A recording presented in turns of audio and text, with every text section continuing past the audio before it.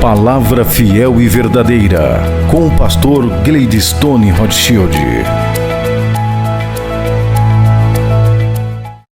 Graça e paz. Este não é um vídeo de sensacionalismo, não fazemos isso aqui. Também não é um vídeo de maledicência, também não fazemos isso aqui. Mas nós vamos estar falando sobre a confissão do pastor Paulo Júnior. Pastor Paulo Júnior, muito conhecido nas redes sociais, no YouTube. Várias pessoas foram impactadas pelo seu ministério. Um ministério de pregação que visava ou visa defender o evangelho, sempre muito incisivo no combate às heresias. E ele veio a público através de um vídeo e pediu perdão pelos seus pecados ou pelo seu pecado. Ele confessou. Eu não vou reproduzir o vídeo aqui porque vocês já devem ter visto aí em vários lugares, então não há essa necessidade de reproduzir o vídeo. Mas nesse vídeo o pastor Paulo Júnior, ele pede perdão pelo modo como ele tratou a igreja ao qual ele pastoreava, a Igreja Aliança do Calvário, e também a sua família. Então ele deixa isso bem claro no vídeo. Ele disse que aquela atitude do púlpito que ele tinha, de pregar ali de uma forma incisiva e por vezes até áspera. Eu quero até aqui dizer que eu assisti pregações do pastor Paulo Júnior, se for juntar aí pregações completas, talvez 2. A maioria das coisas eu via em corte. E aqueles que assistem às suas pregações sabem que principalmente lá no início do seu ministério, ele era bem incisivo, veemente, áspero, denunciando aí o falso evangelho. Eu não vou entrar no teor de suas pregações, mas uma coisa que eu sempre digo à igreja é que o obreiro, o pregador, precisa ser alguém temperado. Nós temos que pregar a palavra, e a palavra fala sobre salvação, a palavra fala sobre a perdição, a palavra fala sobre o céu, sobre o inferno, e nós temos que pregar todo o conselho de Deus. A palavra combate e condena o pecado, anuncia o caminho que os pecadores estão trilhando, mas a palavra também mostra, e é claro, esse é o objetivo, o caminho correto. Então, o pregador tem que ser alguém temperado. E, voltando aqui na questão do pastor Paulo Júnior, as pregações que eu vi dele, eu não vi isso, Mas, é claro, ele pregou muitas e muitas outras pregações. Então, são milhares, de pregações dele que tem na internet. Mas a questão da sua confissão nos faz refletir algumas questões.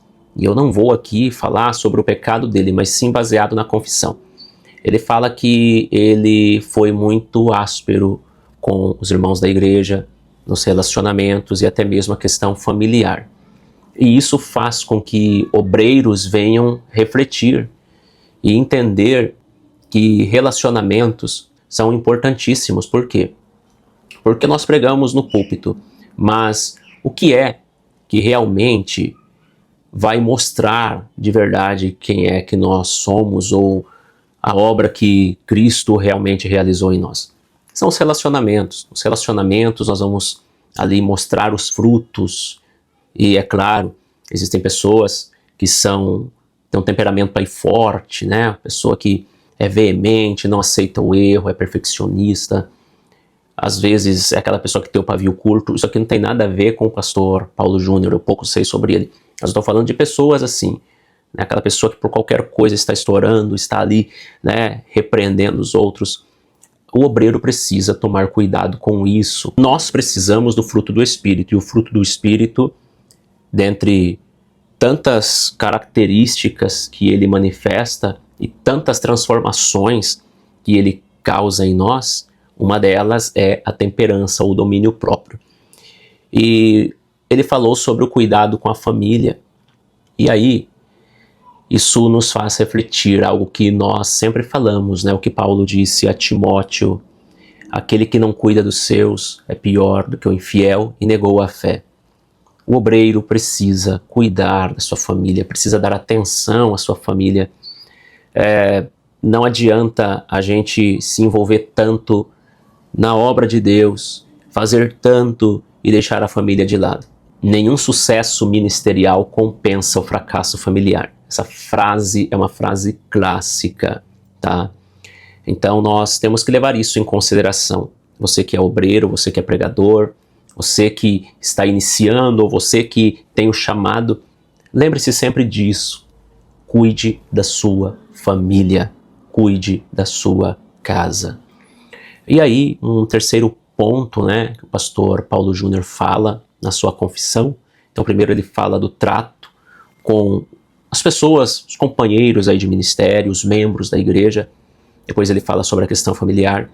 E aí, então, ele fala que ele foi chamado a atenção, ele foi repreendido. Ele não levou em consideração e ele tentou manipular. Ele diz isso, uma palavra até pesada, muito pesada, muito pesada. Ele tentou manipular e só que chegou um ponto que ele não conseguiu mais.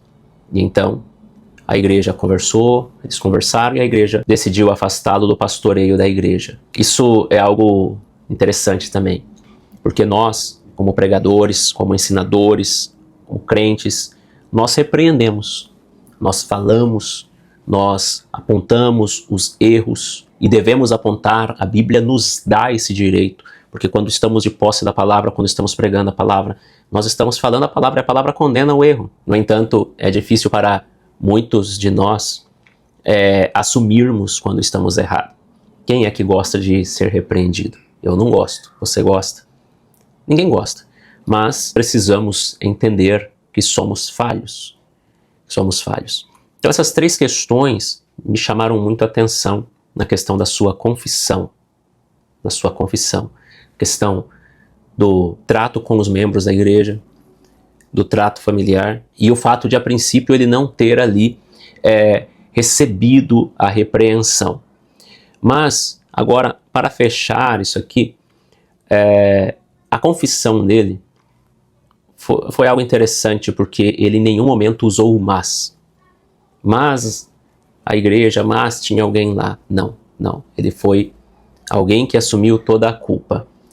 Qual a sinceridade do seu coração? Isso aí cabe a Deus dizer, não nós. Né? Até porque, a partir do momento que ele veio a público e confessou, e até tem gente que fala, mas por que, né, ir a público, confessar?